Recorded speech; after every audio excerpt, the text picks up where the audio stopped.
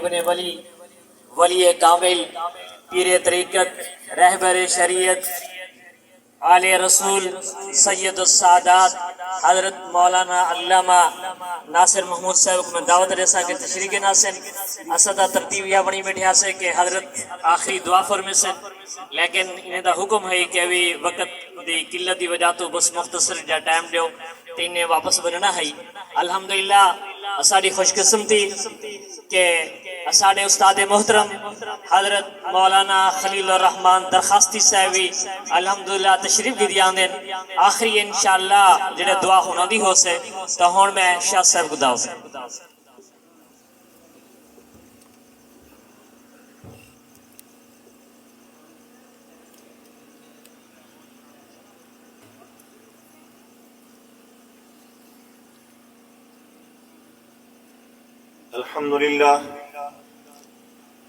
الحمد لله نحمده ونستعينه ونستغفره ونؤمن به ونتوكل عليه ونعوذ بالله من شرور أنفسنا ومن سيئات أعمالنا من يهده الله فلا مضل له ومن يضلله فلا هادي له ونشهد أن لا إله إلا الله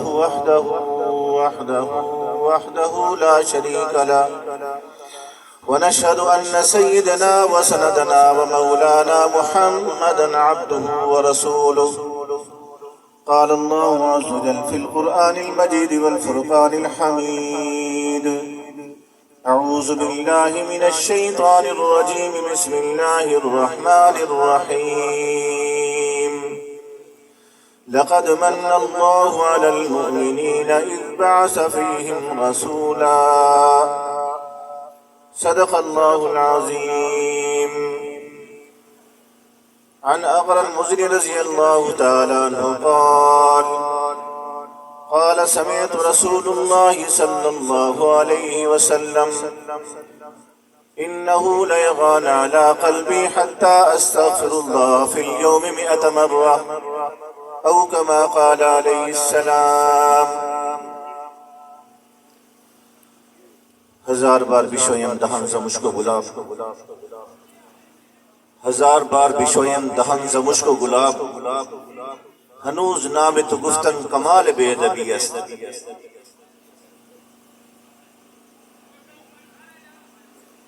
ایک شاعر نے حضور نبی کریم صلی اللہ علیہ وسلم کے متعلق فرمایا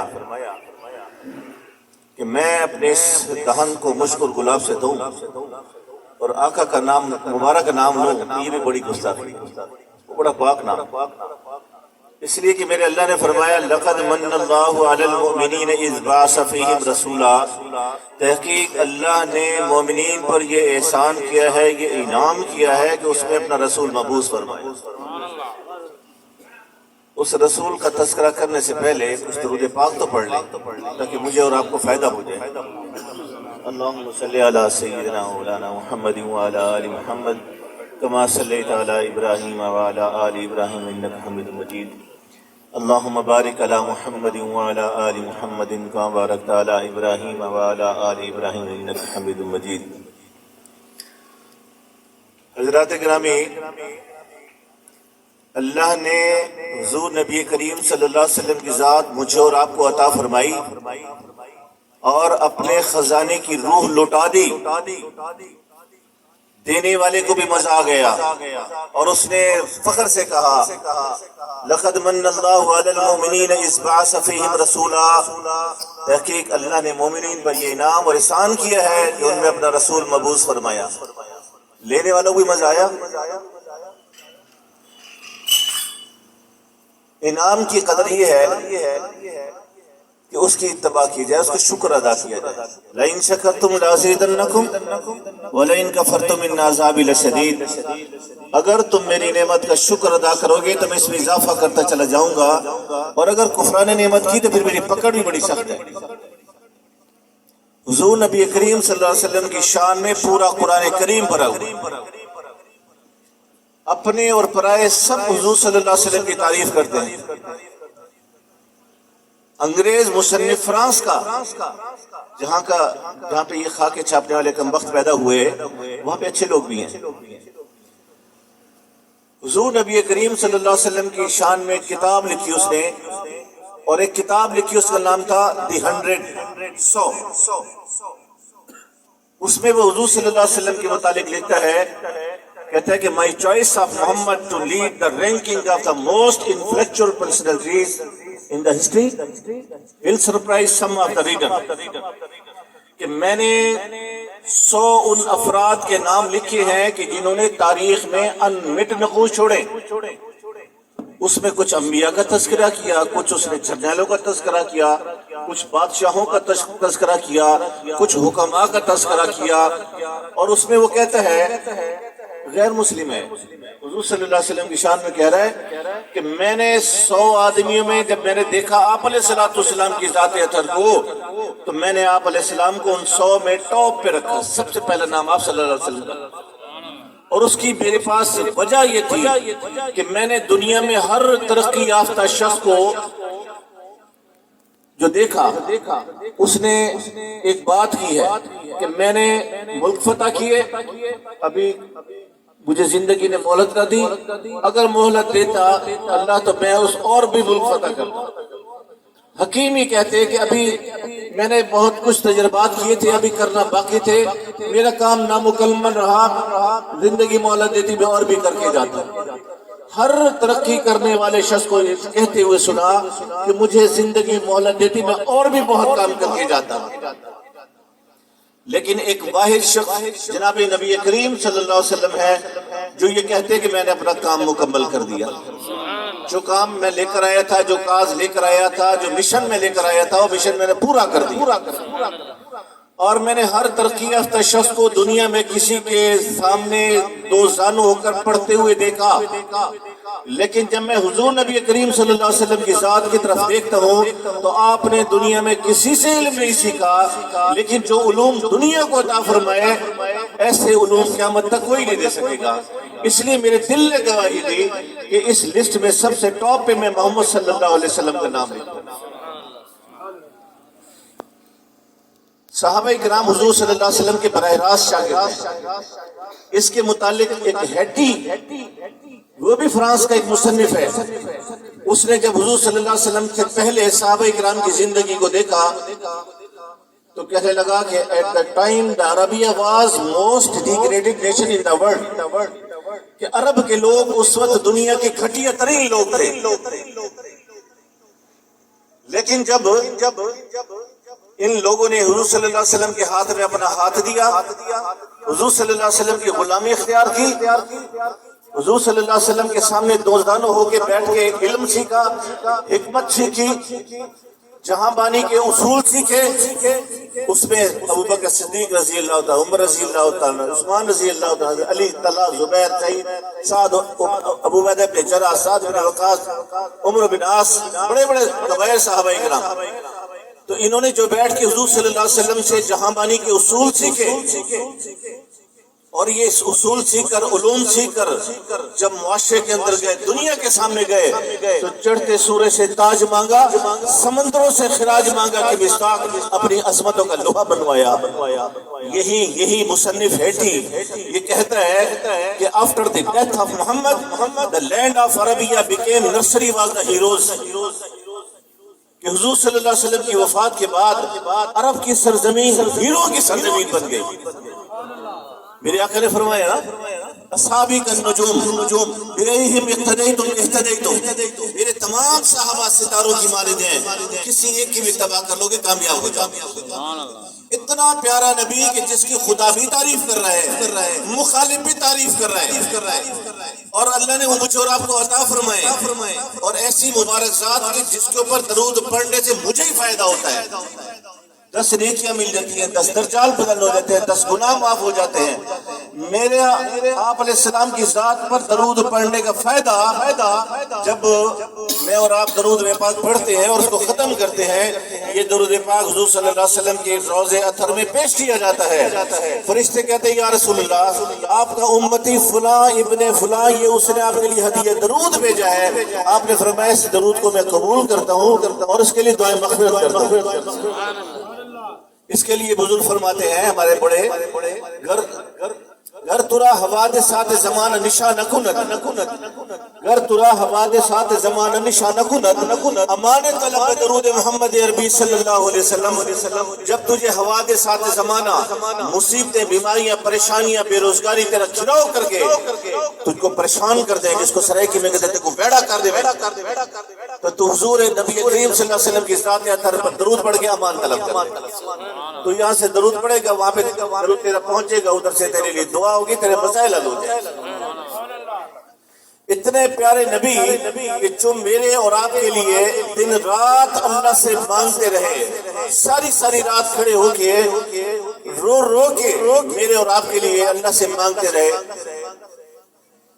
ایک مرتبہ حضور صلی اللہ علیہ وسلم نے صحابہ کرام سے ملنا چھوڑ دیا تمام صحابہ کرام پریشان کہ آپ صلی اللہ علیہ وسلم حجرے میں جاتے ہیں روتے رہتے ہیں اور وہاں سے آ کے نماز پڑھاتے نماز پڑھانے کے بعد دوبارہ حجرے میں چلے جاتے رو کے آ کے سرخ نہیں ہوئی آپ نے 3 دن جب ایسے گزر گئے تو حضرت ابوبکر صدیق رضی اللہ تعالیٰ سے نہ رہا گیا تو وہ دروازے پر جا کر دروازہ نہیں کھٹکاتے ادب دیکھیں آپ صلی اللہ علیہ وسلم کے متعلق دروازے پہ جا کے کھڑے ہوتے کہتے ہیں کہ السلام علیکم لبیک یا رسول اللہ دروازہ نہ کھلا تھوڑی دیر کے بعد پھر کہا السلام علیکم لبیک یا رسول اللہ دروازہ نہ کھلا تیسری دفعہ پھر سلام کیا دروازہ نہ کھلا روتے ہوئے واپس آ گئے حضرت عمر رضی اللہ عنہ کہنے لگے عمر تجھے پتہ ہے کہ حضور صلی اللہ علیہ وسلم ہمیں وقت نہیں دے رہے ان کو پریشانی کیا ہے ہم ان کے ایک اشارے پر اپنی جانیں دینے کے لیے تیار ہیں ہمیں اپنی پریشانی تو بتائیں تم جاؤ دروازہ کھل جائے شاید وہ بھی جاتے دروازے پر کھڑے ہو کے کہتے ہیں السلام علیکم لبیک یا رسول اللہ 3 دفعہ فرماتے دروازہ نہ کھلا وہ روتے ہوئے آتے حضرت عثمان رضی اللہ عنہ کے پاس جاتے حضرت عثمان رضی اللہ عنہ بھی 3 دفعہ سلام کرتے دروازہ نہ کھلا تو وہ حضرت سلمان فرشی کے پاس جاتے اور کہتے ہیں کہ سلمان تجھے پتہ ہے حضور صلی اللہ علیہ وسلم 3 دن سے ٹائم نہیں دے رہے رو رہے کے آنکھیں سجائیں گے اور تیرے متعلق آپ نے فرمایا کہ سلمان منا اہل البیت سلمان جو ہے وہ ہمارے اہل بیت میں سے ہے جا تو دروازہ کھلوا شاید دروازہ کھل جائے انہوں نے بھی فرمایا السلام علیکم لبیک یا رسول اللہ دروازہ نہ کھلا وہ حضرت علی رضی اللہ عنہ کے پاس گئے حضرت علی رضی اللہ عنہ فرمانے لگے کہ دروازہ کھلے گا اسی نے بی بی فاطمہ رضی اللہ عنہ کے پاس جاتے ہیں اور جا کے کہتے ہیں کہ فاطمہ حضور صلی اللہ علیہ وسلم 3 دن سے صحابہ سے ملاقات نہیں فرما رہے رو کے آنکھیں سو جائیں گے مسئلہ کیا ہے بتا نہیں رہے تم جاؤ دروازہ کھل جائے گا بی بی فاطمہ رضی اللہ تعالیٰ عنہ جاتی ہیں دروازے پہ اور فرماتے ہیں السلام علیکم لبیک یا ابو السلام علیکم میں آ گئی ہوں آپ علیہ السلام نے پہلی آواز پر دروازہ کھول دیا امت کو بتایا کہ بیٹیاں باعث رحمت ہوتی ہیں زحمت نہیں ہوتی بیٹیوں سے محبت کرنی چاہیے حضور صلی اللہ علیہ وسلم سب کے حقوق لے کر آئے اور بیٹیوں حضور صلی اللہ علیہ وسلم کی دعا نے میرا آپ کا احاطہ کیا ہوا ہے ہم گناہ کر کے آتے پھر بھی حاجی صاحب ہیں پھر بھی ہم شاہ صاحب ہیں پھر بھی ملک صاحب ہیں پھر بھی ہم چودھری صاحب ہیں ہمیں کوئی برا کہنے والا ہے نہیں اللہ لوگوں کی زبان سے پھر بھی ہماری تعریفیں کروائے چلے جا رہے ہیں حضور صلی اللہ علیہ وسلم کی دعاؤں کا صدقہ میرا اور آپ کا گھراؤ حضور صلی اللہ علیہ وسلم کی دعاؤں نے کیا ہوا ہے پہلے انسان گناہ کرتا تھا جیسے آدم علیہ السلام سے اللہ نے غلطی کروائی ان کے گھر جنت سے بھی نکال دیا لباس بھی اتروا دیا میں اور آپ لباس اتار کے گناہ کرتے ہیں اللہ لباس بھی واپس کرتا ہے گھر بھی واپس پہنچا دیتا ہے پہلی امتوں کی گناہوں کی معافی پر بڑی بڑی سختیاں تھی بڑی تفصیلات ہیں ٹائم تھوڑا ہے اس لیے میں بات ختم کر رہا ہوں میں اور آپ بڑی بڑی غلطیاں کر رہے ہیں لیکن ہمیں کچھ نہیں ہو رہا حضور صلی اللہ علیہ وسلم کی دعاؤں کا صدقہ تو آپ علیہ السلام کی دعاؤں نے میرے اور آپ کا حصار کیا ہوا ہے میں بات فائنل کر رہا ہوں کہ آپ علیہ السلام اس دنیا سے پردہ فرمانے والے جبرائیل علیہ السلام اندر آتے ہیں اور کہتے ہیں السلام علیکم لبیک یا رسول اللہ اسرائیل علیہ السلام باہر کھڑے ہیں اندر آنے کی اجازت مانگ رہے آپ نے فرمایا کہ ہاں اجازت ہے ان کو آ جائے اندر آ کے انہوں نے سلام کیا اور رب تعالیٰ کا سلام پہنچایا اور فرمانے لگے یا رسول اللہ مجھے اللہ نے آپ کے پاس بھیجا ہے کہ جاؤ میرے محبوب سے پوچھ لو اگر وہ آنا چاہیں تو لے آنا اور اگر رہنا چاہیں تو پھر چھوڑ کے آ جانا میرے آقا نے فرمایا اسرائیل میں چلا تو جاؤں پیچھے میری امت کو کون رکھوالا ہوگا؟ آپ ذمہ دار لوگ ہیں، آپ کے دروازے پہ اگر 4-6 گائے بندھی ہوئی ہیں، کوئی بکری ہیں آپ کے پاس، آپ کہیں خوشی غمی پہ جائیں گے تو جانوروں کو کسی کے حوالے کر کے جائیں گے؟ ماں اگر کہیں جائے، مہمان کہیں 2-4 دن کے لیے، جو چھوٹے بچے گھر کا نظام ہے وہ کسی کے حوالے کر کے جاتی ہے۔ حضور صلی اللہ علیہ وسلم کو اپنی امت کا اتنا خیال ہے، فرمایا کہ میرا امت کا کون پیچھے دیکھنے والا ہوگا؟ وہ اللہ سے جا کے سوال کرتے ہیں، اللہ پاک فرماتے ہیں کہ پیغمبر صلی اللہ علیہ وسلم سے کہو کہ آپ کی امت کا میں وارث ہوں، آپ بے فکر۔ فرمایا کہ اسرائیل اب مجھے کوئی پرواہ نہیں ہے، مجھے لے چل میرے رب تعالیٰ کے پاس۔ اور پیغمبر صلی اللہ علیہ وسلم سے اللہ نے وعدہ فرمایا کہ اے محمد صلی اللہ علیہ وسلم جب تک آپ ان کے اندر ہیں میں ان لوگوں پر عذاب نہیں بھیجوں گا، اور آپ کے اس دنیا سے پردہ فرمانے کے بعد جب تک یہ استغفار کرتے رہیں گے میں انہیں عذاب میں مبتلا نہیں کروں گا، ان کی کمی کوتاہیوں پر درگزر کرتا رہوں گا، ان کو معاف کرتا رہوں گا جب تک یہ توبہ استغفار کرتے رہیں گے۔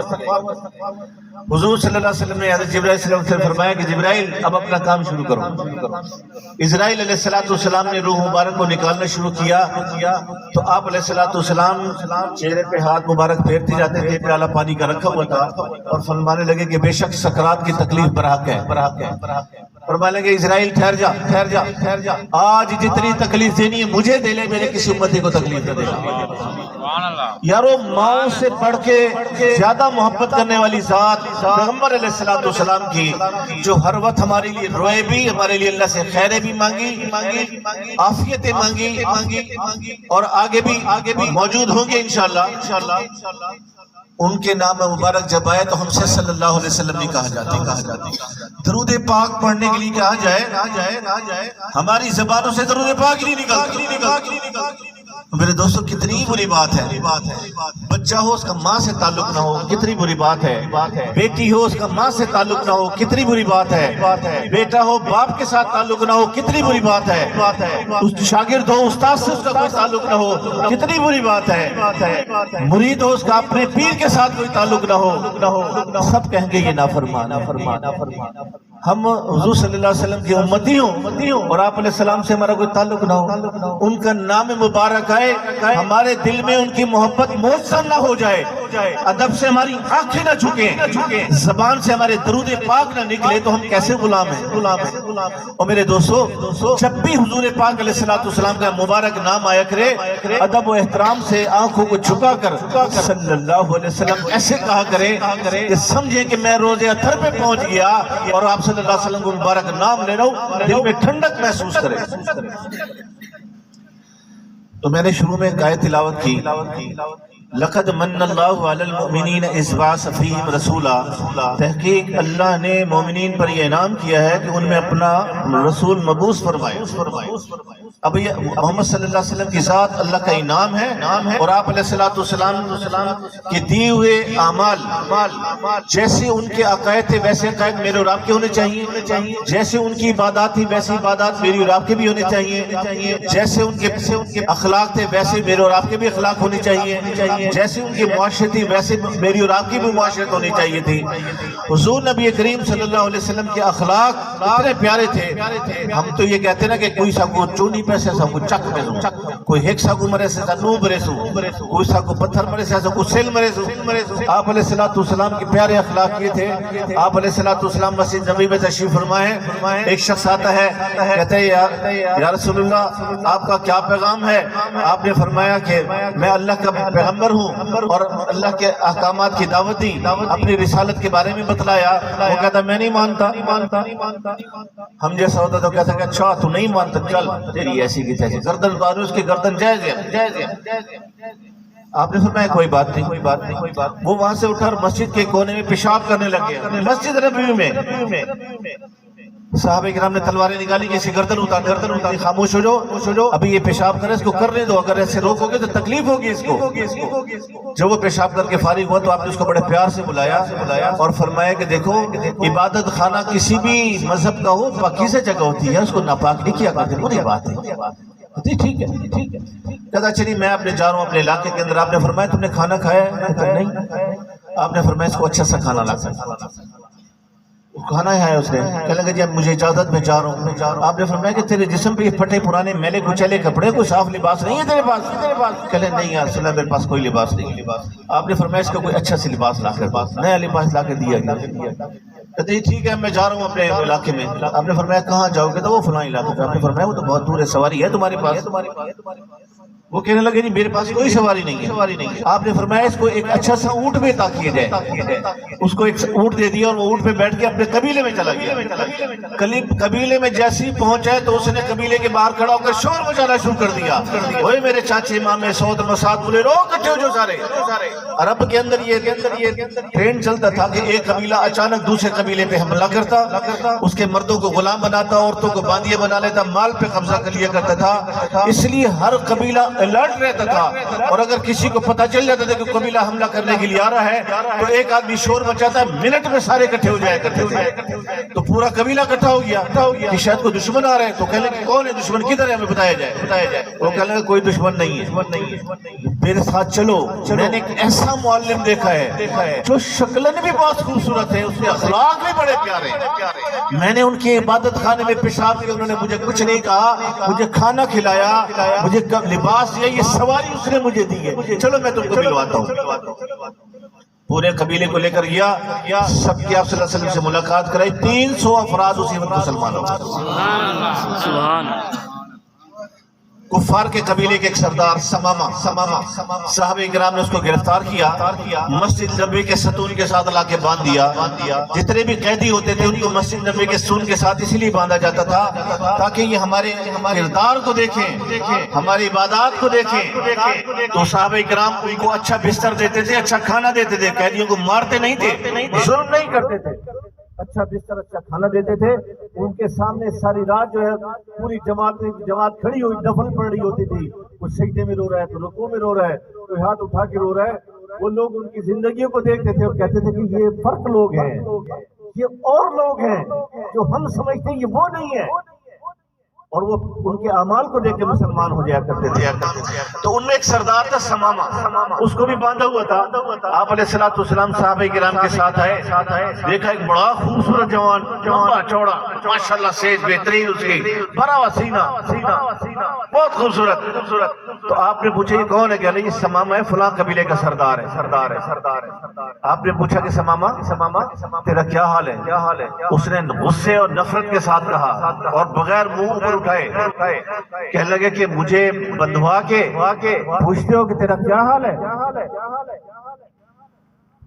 آپ نے فرمایا کہ تجھے کوئی تکلیف تو نہیں ہے؟ کہلے مجھے تکلیف پہنچا کے تم کرو گی بھی کیا؟ مجھے قتل کراؤ، بدلہ لیا جائے گا. آپ نے فرمایا سمامہ ایک دفعہ مجھے دیکھ لے. تو اس نے گستاخی کی، حضرت عمر نے تلوار نکالی، میں کر دوں نہیں. آپ نے فرمایا چلو مجھے نہیں دیکھ رہا، میرے شہر کی طرف دیکھ لے. کہلے میں نے روم و فارس کے اور بڑے بڑے ملکوں کے شہر دیکھے، اس کی کوئی خاص اہمیت نہیں. نعوذ باللہ. آپ نے فرمایا کہ بڑا آدمی ہے، اس کو اچھا کھانا دو، اچھا تکلیف نہ پہنچے. دوسرے دن آ کے پھر آپ نے یہی سوالات کیے، اس نے وہی اکھڑے انداز کے اندر جواب دیا. آپ نے پھر وہی فرمایا کہ اس کو اچھا کھانا دو، اس کو تکلیف نہ پہنچے. تیسرے دن پھر آ کے آپ صلی اللہ علیہ وسلم نے پھر یہ سوال کیے، اس نے پھر وہ اکھڑے ہوئے انداز کے اندر بات کی. آپ نے فرمایا کیسا کرو، اس کو چھوڑو اور مدینہ منورہ سے روانہ کر دیا. اس نے پھر سوچا کہ میں نے دنیا میں بڑے بڑے بادشاہوں کو دیکھا ہے، جرنیلوں کو دیکھا ہے، لوگوں کو دیکھا ہے، میں نے ان کے ساتھ اتنی بدتمیزی کی ہے اور انہوں نے مجھے کچھ بھی نہیں کہا اور کہہ رہے ہیں چھوڑ دو. اس نے ایک نظر بھر کے یوں دیکھا اور پھر نیچے نگاہ کر لی. تو صحابہ کرام کی ایک جماعت اس کو مدینہ منورہ سے باہر چھوڑ کے گئی. آپ صلی اللہ علیہ وسلم مسجد نبوی کے سین میں تشریف فرمائے. تو صحابہ کرام سے پوچھا کہ ہاں چھوڑا ہے؟ کہتے ہاں چھوڑا ہے. تھوڑی دیر بعد دیکھا تو سمامہ سامنے آ کے کھڑا ہوا ہے. آپ نے پوچھا کہ سمامہ تمہیں تو ہم نے چھوڑ دیا تھا، تم پھر آ گئے ہو؟ کہنے لگے آپ نے مجھے چھوڑا پر غلام بنا کے چھوڑا. کہنے یا رسول اللہ میں نے جب اتنی بدتمیزی کی آپ کے سامنے اور آپ نے پھر بھی مہربانی کی تو میں نے کہا کہ ایک دفعہ دیکھو تو صحیح طرح مہربان کون شخص ہے وہ؟ کہتا بس میں نے آپ کو دیکھا اور میں گرفتار ہو گیا.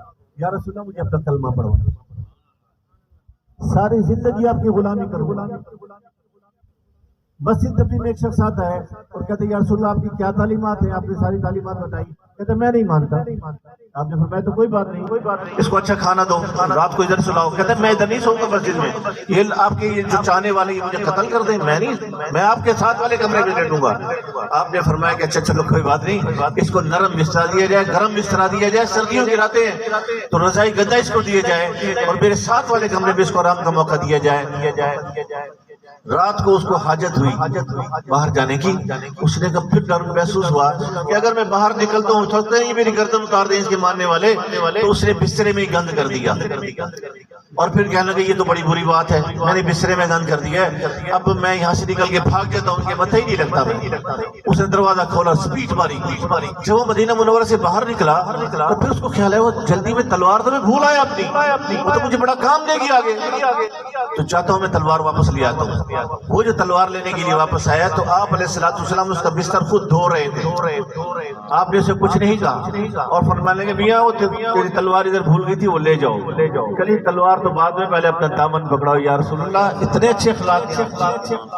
میرے دوستو, ہم حضور صلی اللہ علیہ وسلم کے نمائندہ بنے جیسے کہ صحابہ اکرام بنے تھے, اور وہ لوگوں کو کہا کرتے تھے کفار کو کہ جیسے ہم ہیں ویسے ہو جاؤ. میرے اور آپ کے اخلاق اور کردار کو دیکھ کے یہاں کا کوئی تھوڑی مسلمان ہوا ہے کہ یہ محمد صلی اللہ علیہ وسلم کا غلام ہے, اس کا کردار اتنا اچھا ہے, اس کی گفتار اتنی اچھی, اس کے معاملات اتنے اچھے, اس کا اخلاق اتنا اچھا ہے. کوئی ہندو تھوڑی مجھے آپ کو دیکھ کے مسلمان وہ نہیں ہوا اس لیے کہ ہم نے حضور صلی اللہ علیہ وسلم کے صحیح معنی میں غلامی کی نہیں. تو میرے دوستو, حضور صلی اللہ علیہ وسلم کی غلامی میں آنے کے لیے ہم نے پورے جسم میں ایک ایک عضو کو علیحدہ مسلمان کرنا ہے. آنکھ ہماری غلط دیکھتی ہے, ہم کہتے ہیں کہ آنکھ مسلمان نہیں ہے. زبان جھوٹ بولتی ہے, غیبت کرتی ہے, چغلیاں کرتی ہے, تانا تشریح کرتی ہے, لوگوں کے دل دکھاتی ہے. زبان ہماری مسلمان نہیں, نہ ہمارے کان مسلمان, نہ ہمارا دماغ مسلمان, نہ دل کے جذبات مسلمان, نہ ہاتھ اور پاؤں مسلمان. ہمیں چاہیے کہ ہم ایک ایک عضو کو علیحدہ مسلمان کریں. قرآن کریم کہتا ہے والذین جاہدوا فینا لنہدینہم سبلنا, کہ جو میری طرف آنے کے لیے تھوڑا سا جہد کرتا ہے میں اس کے لیے راستوں کو آسان کر دیتا ہوں. ہم رب تعالیٰ کی طرف چلنے کی کوشش تو کریں, اپنے آپ کو مسلمان تو بنائیں. آنکھ سے کہیں کہ آنکھ اگر تو نے غلط دیکھا تو میں تجھ سے ایک سپارہ پڑھواؤں گا. آنکھ کو کہیں کہ آنکھ اگر تم نے غلط دیکھا تو 10 رکعت نفل پڑھواؤں گا. آنکھ کو جب یہ 2-4 دفعہ جرمانے لگے, آنکھ پھر یہ کسی بہن بیٹی کو, کسی کی بہن بیٹی کو نہیں دیکھے گی, پھر پابند ہو جائے گی. کس نے مجھے سپارہ پڑھوانے کے. یہ پورا جسم اللہ کی امانت ہے, اور آنکھ کے غلط استعمال کو, یہ جسم کے کسی بھی غلط استعمال کو, یہ امانت میں خیانت قرآن کریم نے کہا ہے. وَيَعْلَمُ خَائِنَةَ الْأَعْيُنِ وَمَا تُخْفِي الصُّدُورُ, میں تیری آنکھوں کی خیانت کو بھی جانتا ہوں, اور جو تیرے سینوں کے اندر چھپا میں اس سے بھی واقف ہوں. ہم کئی بازار میں, کھیتوں میں, گلیوں میں کھڑے ہوتے ہیں, کوئی خاتون نظر آ جاتی ہے ہمیں, تو ہم اس کو اس لیے نہیں دیکھتے کہ لوگ ہمیں دیکھیں گے یہ حاجی صاحب ہے, اس کی یہ عمر ہے, سفید اس کی داڑھی ہے, اس عمر کے حصے میں بھی یہ عورتوں کو تاڑ ہے, اس کو شرم نہیں آتی, اس لیے ہماری نگاہیں قابو میں. یوں ہوتے ہم, اور پھر دیکھتے ہیں کہ دائیں بائیں کو دیکھ تو نہیں رہتے, یوں آنکھ بچا کے دیکھ لیتے ہیں. اس کی منظر کشی رب تعالیٰ نے کی ہے کہ وَيَعْلَمُ خَائِنَةَ الْأَعْيُنِ وَمَا تُخْفِي الصُّدُورُ, میں تیری آنکھوں کی خیانت کو بھی جانتا ہوں, اور جو تیرے سینے کے اندر جذبات ہیں میں اس سے بھی واقف ہوں. اس کے اوپر پابندی لگائیں, یہ غلط دیکھے تو سپارہ پڑھوا دے. زبان سے کہیں کہ زبان اب تیری باری ہے, تو جھوٹ بولے گی, غیبت کرے گی, چغل خوری کرے گی, غلط استعمال کرے ہوگی, میں تجھے ایک سپارہ پڑھواؤں گا, میں تجھے 10 نفل پڑھواؤں گا, میں جو 500 روپے تجھے جرمانہ لگاؤں گا, تو غلط استعمال ہو تو صحیح. ایسے پورے جسم کو علیحدہ مسلمان کریں. ایک وقت آئے گا کہ ہمارا پورا جسم مسلمان ہوگا. ایک بات اور کرتا ہوں, اس کے بعد پھر انشاءاللہ دوسرے مولوی صاحب کو موقع دیا جائے گا. ہمارا نفس 3 قسم کا نفس ہے.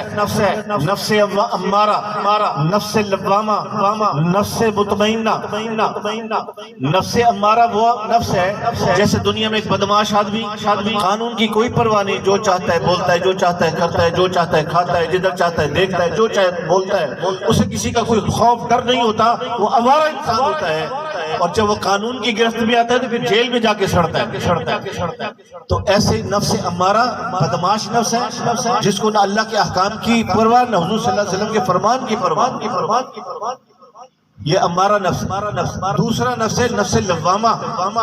وہ نفس لوامہ وہ ہوتا ہے جیسے ایک شاگرد کوئی کام کرے تو استاد سے ڈرتا ہے, بچہ کوئی غلط کام کرے تو باپ سے ڈرتا ہے کہ باپ مارے گا. ایسے یہ بندہ اللہ سے ڈرتا ہے, غلط دیکھ لیتا ہے پھر ڈرتا بھی ہے, غلط بول کے پھر ڈرتا بھی ہے, غلط کر کے پھر ڈرتا بھی ہے, اللہ سے معافی بھی مانگتا ہے, لیکن بشریت کے تقاضے سے پھر غلطی کرتا ہے, پھر معافی مانگتا ہے. تو یہ ہے نفس لوامہ. اس نے اگر مرنے سے پہلے توبہ کر لی جنت پہ چلا جائے گا, اور اگر اس نے غلطی کی اور موت آ گئی اس کی, اب یہ جہنم میں جائے گا. یہ نفس لوامہ ہے. تیسرا نفس ہے نفس مطمئنہ, جو گناہوں کو بالکل چھوڑ دے, اللہ کی نافرمانیوں کو چھوڑ دے, اللہ اور اس کے رسول کی اطاعت و فرمانبرداری کے اندر آ جائے. یہ نفس میں مطمئنہ ہے. اور ایسا نفس جب اس دنیا سے منتقل ہوگا تو رب تعالیٰ کے سامنے جب یہ کھڑا ہوگا تو رب تعالیٰ کیا فرمائیں گے؟ یا ایتھا النفس المطمئنہ ارجعی الی ربک راضیۃ مرضیہ فادخلی فی عبادی وادخلی جنتی. اے مطمئنہ نفس, لوٹا اپنے رب کی طرف اور اس کے جنت کی طرف ہے جی, اس کے مقبول بندوں کی طرف. وہ رب تجھ سے راضی, تو اس سے راضی. اب ہم سب بیٹھے ہوئے آپس میں اپنے گربان میں جھانکے کہ میرا نفس امارہ ہے یا نفس لوامہ ہے یا نفس مطمئنہ ہے. اگر نفس امارہ ہے تو پکا جہنمی, جہنم میں جلنا ہی جلنا ہے. اور اگر نفس مطمئنہ ہے ہو سکتا ہے توبہ کی توفیق ہو جائے, ہو سکتا ہے توبہ سے پہلے موت آ جائے, جہنم میں جانا پڑے گا. اور اگر نفس مطمئنہ ہے تو پھر اللہ کا شکر ادا کریں. اللہ رب العزت سے دعا ہے کہ اللہ رب العزت ہم سب کو اپنے اعمال کی اصلاح کرنے کی, اپنے نفس کی اصلاح کرنے کی اور اس کو نفس مطمئنہ بنانے کی توفیق عطا فرمائے. اگر اجازت ہو تو ایک بات اور کر دوں, صرف 2 منٹ کی. ٹائم کیا ہو گیا؟ زیادہ تر 11:15 ہو. چلیں ایک 2 منٹ کی بات اور کرتا ہوں. حضرات گرامی, یہ میں تقریر نہیں کر رہا, میں آپ حضرات کو ایک درد, ایک فکر منتقل کر رہا ہوں. اور اللہ رب العزت یہ فکر اور درد مجھے بھی عطا فرمائے اور آپ کو بھی فکر عطا فرما دے. جیسے میں اور آپ دنیا کے اندر رہ رہے ہیں, ہماری جیبوں میں کرنسی پڑی ہوئی ہے, 500,000 نوٹ پڑے ہوئے ہیں, ہر شخص کو پتہ ہے. ایسے ہی پاکستان کی کرنسی علیحدہ, انڈیا کی علیحدہ, امریکہ کی علیحدہ ہے, ہر ملک کی علیحدہ کرنسی اور کرنسی ریٹ علیحدہ ہے. ایسے ہی دوسرا جہان بھی ہے, وہاں پر بھی کرنسی کی ضرورت ہے. وہاں کی کرنسی ہمارے نیک اعمال, وہاں کی کرنسی ہے. جتنے بھی نیک اعمال ہیں وہ سب کرنسی ہے. اب دنیا میں ہم کرنسی کماتے ہیں, ہماری زندگی کی ساری صلاحیتیں, جوانی کی ساری صلاحیتیں, زندگی کے اوقات سب کے سب کرنسی کے اصول کے لیے استعمال ہو رہے ہیں. اب آپ کی گھر والی کہتی ہے ایک لسٹ بنا کے سامان کا, کہتی جناب بھائی صاحب یہ مہینے کے سودے کی لسٹ ہے, جائیں بازار جائیں اور سودا لا کر دیں. تو وہ آپ ایک گڈو اٹھایا, تھیلا اٹھایا اور چلے گئے سیدھے بازار. وہاں پہ آپ نے چینی کے 2 کلو چینی لی, اس تھیلے کے اندر ڈالی, تھیلا نیچے پھٹا ہوا تھا, چینی کے آپ نے ڈالی, چینی نیچے گری, آپ کو پتا چل گیا کہ چینی ضائع ہو گئی ہے. آپ کی ذمہ داری تھی کہ آپ اس تھیلے کو نیچے سے سلائی کرتے یا باندھتے تاکہ چینی محفوظ ہو جاتی. آپ نے پرواہ نہ کی, 2 کلو چاول لے کے ڈالے, وہ نیچے گر گئے. پھر غفلت کی آپ نے, اس تھیلے کو نیچے سے باندھا, صابن لے کے ڈالا, صرف اس کے اندر لے کے ڈالا, چائے کی پتی لے کے اس کے اندر ڈالی, سبزی اس کے اندر لے کے ڈالی, سودے لے کے ڈالتے رہے اور وہ نیچے گرتے رہے. آپ نے غفلت برتی, اپنی ذمہ داری ادا نہ کی, تھیلے کو نیچے سے نہ باندھا. وہ تھیلا گڈو لے جا کے اپنے گھر والی کو دیا کہ بھائی صاحب میں کیا کروں اس کا؟ کہتے جی میں بازار گیا تھا, میں نے چیزیں خریدی ہیں. کہتے یہ تھیلا تو خالی ہے. کہتے میں نے تو خریدی ہے, میں بازار بھی گیا تھا, پیسہ بھی خرچ کیا ہے, چیزیں خریدی, میں نے اس کے اندر ڈالی تھی. تو کہنے لگے کہ جب اس میں ڈال رہے تھے تو آپ کو پتہ چل گیا تھا کہ تھیلا پھٹا ہوا ہے نیچے سے, تو اس کو سلائی کرنی تھی, اس کو باندھتے ہی آپ کی ذمہ داری تھی کہ چیز کو سنبھال کے گھر تک لے کر آتے, یہ ذمہ داری تھی. آپ نے غفلت برتی ہے. اب خالی ہاتھ آپ آ گئے, آپ کا جانا بیکار, پیسہ برباد, چیزیں ضائع. میرے دوستو ہمارے نامہ اعمال کا ایک تھیلا ہے، ہماری تہجد ہے اس کے اندر، تلاوت ہے اس کے اندر، درود پاک اس کے اندر، استغفار اس کے اندر، خیرات ہے اس کے اندر، اچھے بول اس کے اندر، اچھے اخلاق اس کے اندر، ساری نیکیاں تھیلوں کے اس تھیلے کے اندر ڈالے چلے جا رہے ہیں، لیکن تھیلے کے نیچے اللہ کی نافرمانیوں کے سوراخ کھلے ہوئے، بد نگاہی کا سوراخ، بد زبانی کا سوراخ، بد سمائی کا سوراخ، ہاتھ اور پاؤں سے غلط اعمال کر رہے ہیں، دن رات اللہ کی نافرمانی کر رہے ہیں، وہ تھیلے کے نیچے نافرمانی کے سوراخ کھلے، جو نیکی اس میں ڈال لیں وہ نیچے سے گرتے جا رہی ہے، ضائع ہوتی چلی جا رہی ہے۔ اگر اسی حال میں ہماری موت آ گئی، قبر میں ہم سے پوچھیں گے فرشتے لے کر کیا آئے ہو، ہم کہیں گے کر کے آئے، مسجد کے متولی مولوی صاحب بھی تھے، بھائی صاحب بھی تھے، ہم شاہ صاحب بھی تھے، ہم بڑی چیز تھے دنیا کے اندر، بہت اچھے اچھے اعمال کیے ہم نے، لیکن لے کر کیا آئے ہو؟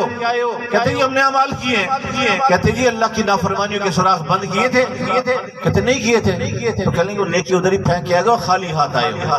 قرآن کریم کہتے ہیں فَمَن يَعْمَلْ مِثْقَالَ ذَرَّةٍ خَيْرًا يَرَهُ وَمَن يَعْمَلْ مِثْقَالَ ذَرَّةٍ شَرًّا يَرَهُ، اگر کوئی ایک ذرہ برابر بھی نیکی لے کر آئے گا اس کو بھی دیکھ لے گا، اور اگر ذرہ برابر گناہ ہوگا تو اس کو بھی وہ دیکھ لے گا۔ میرے دوستو، اگر اس سال میں ہم قبر میں چلے گئے اور ہمارے نامہ اعمال کا ہوا تھیلا خالی، تو پھر کیا ہوگا ہمارے ساتھ؟ ہر شخص اپنے گریبان میں خون ڈالے اور اپنے نامہ اعمال کے تھیلے کے نیچے جو نافرمانیوں کے سوراخ ہیں، اللہ کی بغاوت کے سوراخ ہیں، نبی کریم صلی اللہ علیہ وسلم کی سنتوں کے خلاف اعمال کر کے جو ہم نے اس کے نیچے سوراخ کیے ہوئے ان کو بند کریں، اس کے بعد اگر تھوڑی بھی نیکی ہوں گی تو محفوظ رہیں گی اور قبر تک چلی جائیں گی، اور اگر وہ نیکی لے کر ہم قبر کے اندر چلے گئے پھر انشاءاللہ مزے ہی مزے، ورنہ پریشانی ہے۔ اللہ رب العزت مجھے اور آپ کو ان باتوں پر عمل کرنے کی توفیق عطا فرمائے۔ السلام علیکم۔ السلام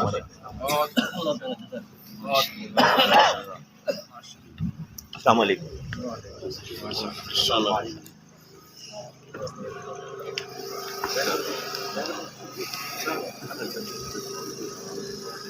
وہی ماشاءاللہ ساڑھے مہمان خصوصی